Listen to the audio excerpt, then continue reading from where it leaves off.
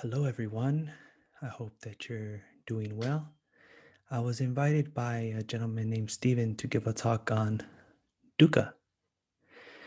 So first off, homage to the Buddha. Namo tase bhagavato arahato samma sambuddhase. Namo tase bhagavato arahato samma sambuddhase. Namo tase bhagavato arahato samma sambuddhase.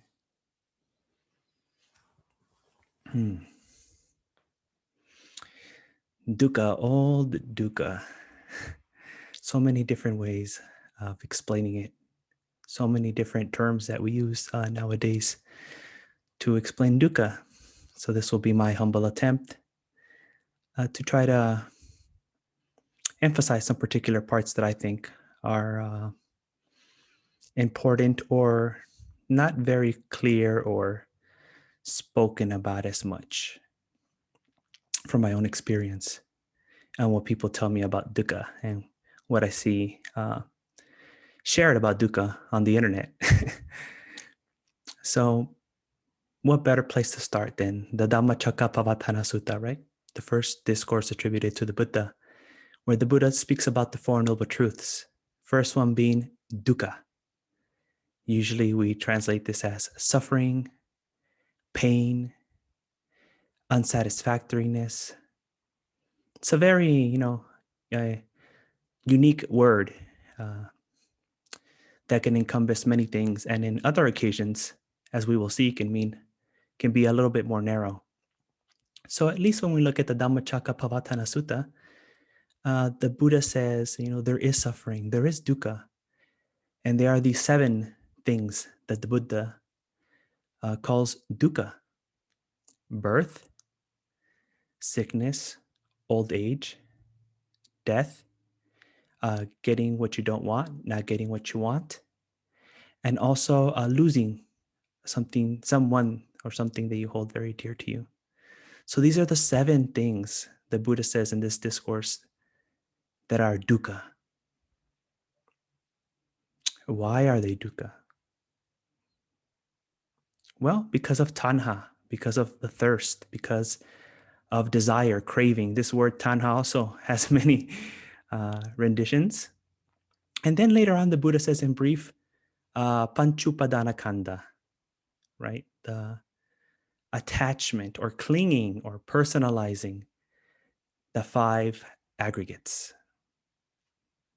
And this is also dukkha, when we cling and personalize, where we become attached to, as my teacher would say, the 5 constituents of the process of perception, what we take to be me, myself, and I. This is the source of dukkha.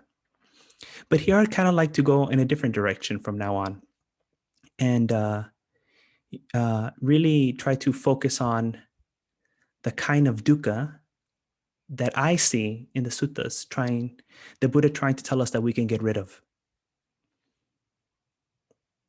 or at least in this life, we can try to get rid of.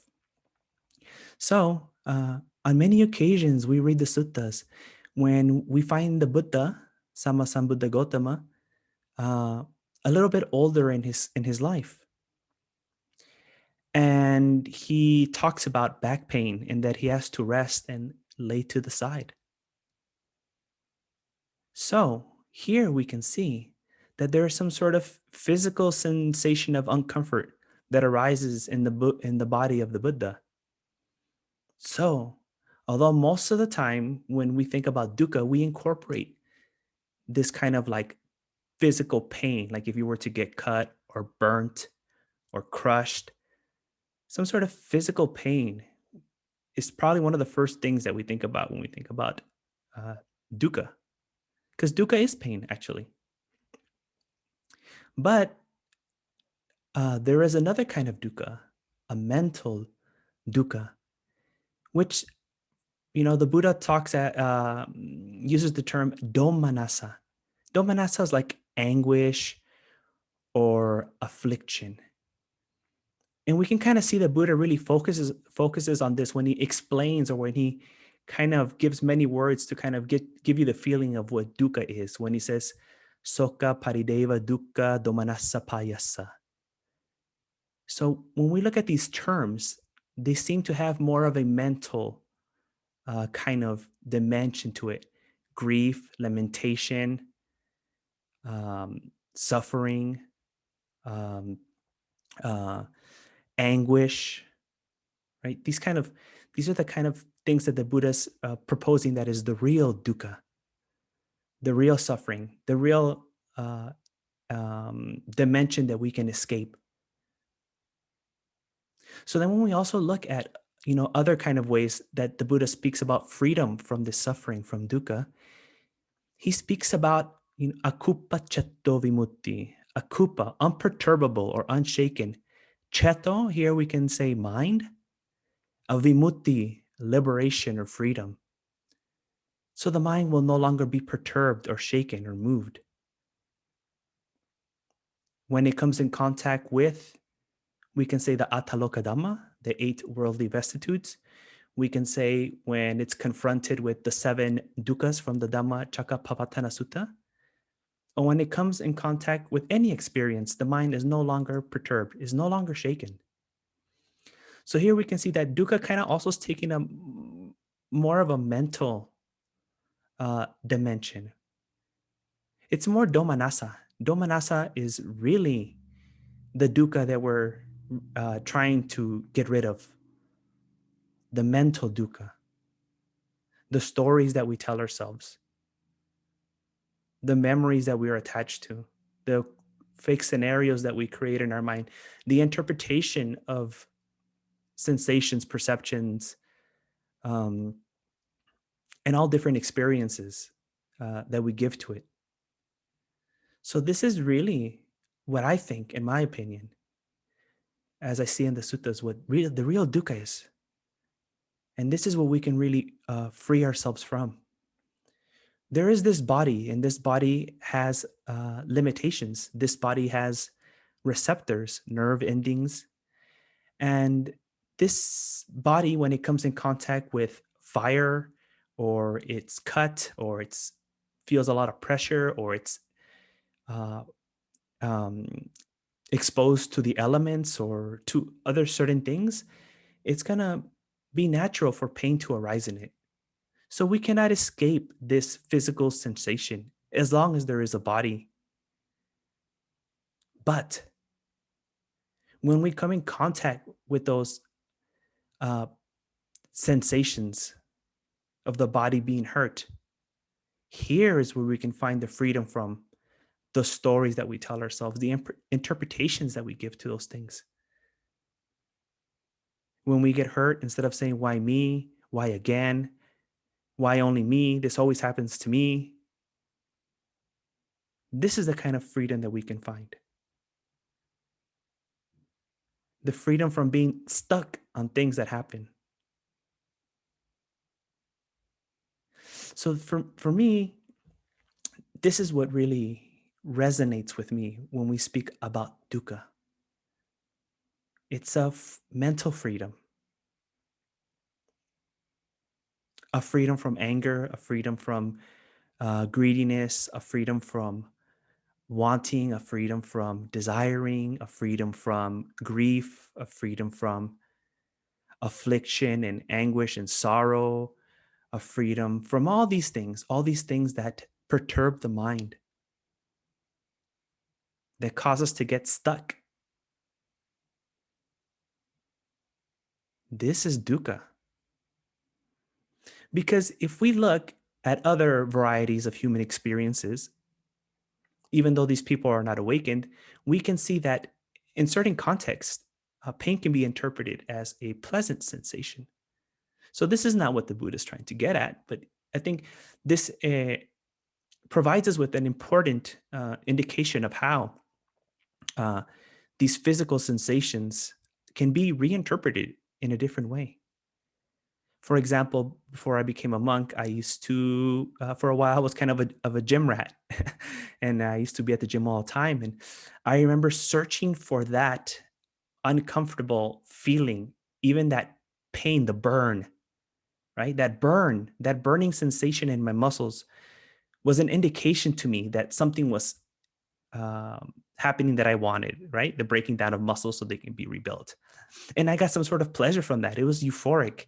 And even the days after, when I would be sore, I would associate that uh, pain, that burning, with something pleasurable, right? Even brag to other people. Oh, it burned so much, and I'm so sore, and it's quite strange thinking about it now. But that was my interpretation of that physical sensation. And I'm sure everyone here has experienced some sort of, or seen or know other people who have experienced these kind of situations, some sort of reinterpretation of a sort of physical sensation. And sometimes things that we see as pleasurable too can be reinterpreted as pain. You might find a certain flavor or texture of food or a beverage to bring pleasure and be satisfying, and other people might find it disgusting, right? Repulsive, aversive. They have an aversive reaction to it. So I just wanted to kind of use these normal everyday kind of experiences to kind of help us understand how the Buddha is proposing that we can kind of shift our perspective. There's some other way that we can see these physical sensations which we usually don't like, and which we like, and which perturb the mind, and which we cling to, attach to, get stuck on, personalize. So it's really Domanassa, which is the thing that um, the dukkha, the real dukkha that's important to get rid of, is the Domanassa. It is this Domanassa that is causing all the problems in the world, that is causing all the crimes, all the wars, all the conflicts at home, all the arguments, all the mistrust, all the infidelities. It is the Domanassa, not necessarily the physical sensation, not necessarily the dukkha. But even this physical dukkha, we can be free from it. We can be free from these physical limitations at the end. After we reach the state of arahantship and the 5 aggregates are put to rest, the parinibbana, then also there'll be freedom from these sensations of the body that we usually call dukkha. So there is also that. And I think that's why the Buddha, in general, talks about dukkha, right? Dukkha is everything, all the parts of experience in the world, in the universe, that are unpleasant, unsatisfactory, that we don't like, that perturb the mind. But when we narrow this down, to see what is really the source of the problem, as explained in the Dhammacakkappavattana Sutta, we see that it has a mental antecedent, or a mental conditioning, a mental cause, which is tanha. So then we can also kind of make an argument or infer that the real dukkha, the most important one to get rid of, is the mental one. And although the physical one will get